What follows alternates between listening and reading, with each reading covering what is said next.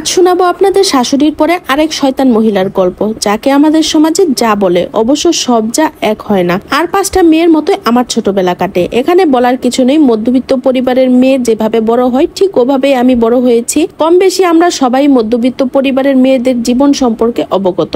একটা নির্দিষ্ট বয়সে তাদেরও বিয়ের খণ্ড চৌকাতে হয়। আমার বেলায়ও ব্যতিক্রম হয়নি। কলেজে ভর্তি হওয়ার পরপরই বিবাহিত জীবনে পা দেই। পুরো বিস্তারিত আমার ছোটবেলা বলছি না, কারণ বাকি সবার মতো আমার ছোটবেলা আলাদা কিছু নেই। আমাকে যেদিন দেখতে আসে সেদিন এসেছিল আমার যা আর ননদ। আমার শ্বশুর শাশুড়ি ছিলেন না। বাবা মা খালি ঘর পেয়ে আমায় সুখের আশায় বিয়ে দিয়ে দেয়। বিয়ের আগে থেকে আমার সব ব্যাপারে আমার জায়ের তদারকি একটু বেশি ছিল।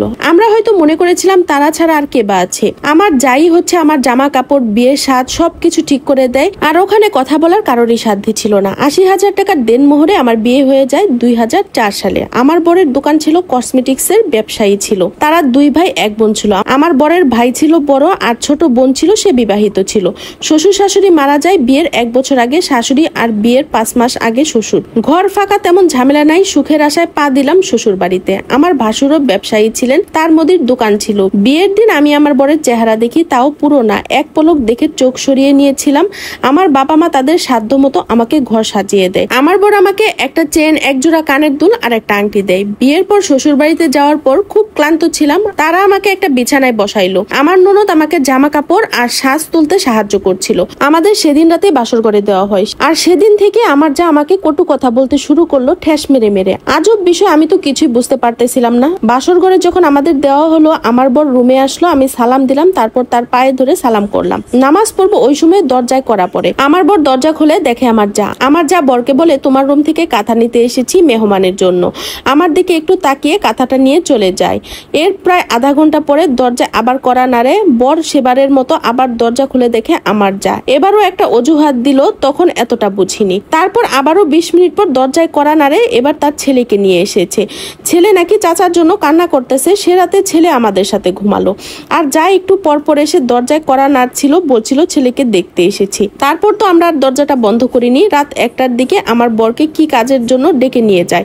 আমি ক্লান্ত থাকার কারণে ঘুমিয়ে পড়ি। সে রাতে আমাদের কিছুই হলো না, এমনকি ঠিক মতো কথাও হলো না। পরের দিন আমার বাড়ি থেকে লোকজন এসেছে বৌভাতে। তারপর আমার যা বলতেছে মিষ্টি নাকি কম এনেছে, সব আত্মীয়দের নাকি দেওয়া যাবে না, অথচ 20 কেজি মিষ্টি এনেছিল আমার বাড়ি থেকে, সাথে ফুল পিঠা আরো কত কি। আমার পরিবার লজ্জা বোধ করলো। আমার ননদ আমার যাকে ডাক দিল, বলল যা এনেছে কম কিসের। সে আমার ননদকে উল্টা আরো কথা শোনাই দিল। আমার বাড়ির লোকজন যাওয়ার পর রাতের দিকে আমার সামনে আমার জায়ের বাপের বাড়ির লোকদের প্রায় অর্ধেক জিনিসই দিয়ে দিয়েছে। আমার মাথায় তখনও ঢুকছিল না সে এমন কেন। বিয়ের 3য় দিন বাড়িঘর একদম ফাঁকা হয়ে গেল, মেহমানরা সব চলে গেল। আমি আমার শ্বশুর বাড়িটা ঘুরে ঘুরে একটু দেখতে লাগলাম। 5টা রুম, বাড়ির সামনে পুকুর, একলা বাড়ি। আমার যা আমায় বলল রান্না বান্না করো, খেয়ে দেখি তোমার রান্না কেমন।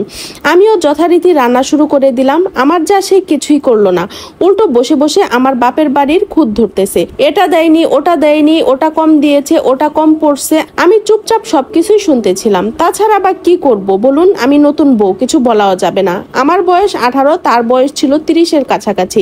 2টা বাচ্চার মা। তো সারা সকাল ধরেই হচ্ছে আমি রান্না বান্না করলাম। দুপুর হলো, আমি গোসল করে নামাজ পড়তে গেলাম। আমাকে কেউ ভাত খেতেও ডাকছে না। রুম থেকে বের হয়ে দেখলাম আমার যা আমার বরকে ভাত বেড়ে দিচ্ছে। আমিও তাকে সাহায্য করলাম। আমার বর আর আমার যা তার ছেলেকে খেতে বসালো। আমাকে আমার যা বললো তার ছেলেকে খাওয়াই দিতে, আমি তাই করতে লাগলাম। এরপর আমার বর বলল রান্না তো খুব মজা হয়েছে ভাবি। অমনি আমার যা বলতে শুরু করলো, এটা কম হয়েছে, তেল বেশি হয়েছে, আরো অনেক কথা বলল। এভাবে রান্না করলে 2 দিনে ফকির হয়ে যেতে হবে। তারপর সে খেয়ে হাত ধুয়ে উঠে গেল। এরপর আমাকে বলল এগুলো পরিষ্কার করে ভাত খেয়ে নিতে। আমার আর গলা দিয়ে ভাত নামলো না, কান্না চলে আসলো। আমি নিজের রুমে চলে আসলাম।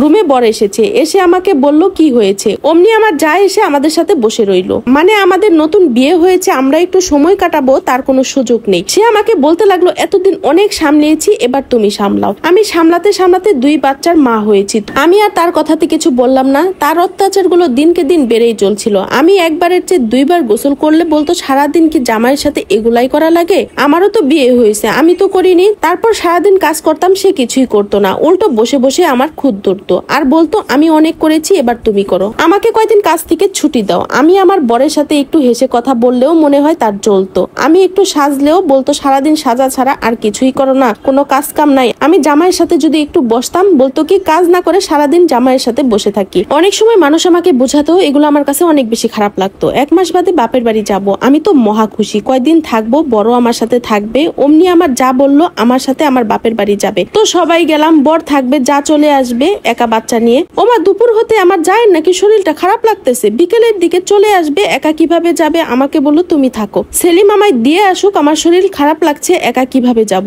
আমিও আর থাকলাম না, চলে আসলাম। শ্বশুর বাড়িতে আসার পর আমার জায়ের শরীর দেখি ভালো হয়ে যায়, সে হাঁটতেছে, খাচ্ছে, আরো কত কি। আমিও তাও কিছু বললাম না। তার অত্যাচারগুলো দিন দিন বেড়েই যাচ্ছে। বলে রাখি, বিয়ের পর থেকে আমার যা আমাকে বাচ্চা না হওয়ার জন্য সুখী ট্যাবলেট এনে দেয় আর বলে খেতে, কারণ এখন যদি আমি বাচ্চা নেই তাহলে এনজয় কখন করব? আমিও খেতাম না ট্যাবলেট গুলো। আমার ভাসুর বাড়িতে থাকতেন না খুব একটা। আমার বিয়ের 4 মাস পর মুদির দোকান ছেড়ে সে বিদেশ চলে গেলেন। বেশ, তখন তো তাদের আসল রূপ আমার কাছে আরো খোলাখুলি হয়ে গেল। আমার যা নিজেকে অনেক কিছু মনে করতো আর আমাকে মনে করতো তার চাকরানি।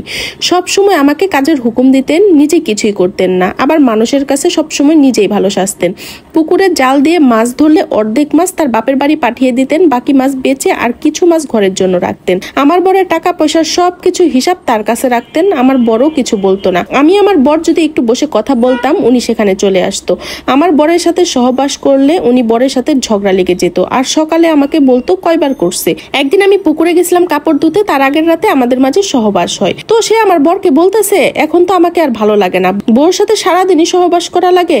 আমি সেটা শুনে ফেলি আর আমাকে দেখে কথাটা কাটাই ফেলে। আমিও কথাটা তেমন একটা আমলে নেই না। বিয়ের 7 মাস পর আমার পেটে বাচ্চা আসে, তো আমি সেটা বুঝতে পারি। আমার বরকে বললে আমার বর তো অনেক খুশি হয়, কিন্তু আমার যা খবরটা শুনে খুশি হলো না, মনে হলো যেন তেলে বেগুনে জ্বলে উঠছে, সেটাই আমার কাছে মনে হয়।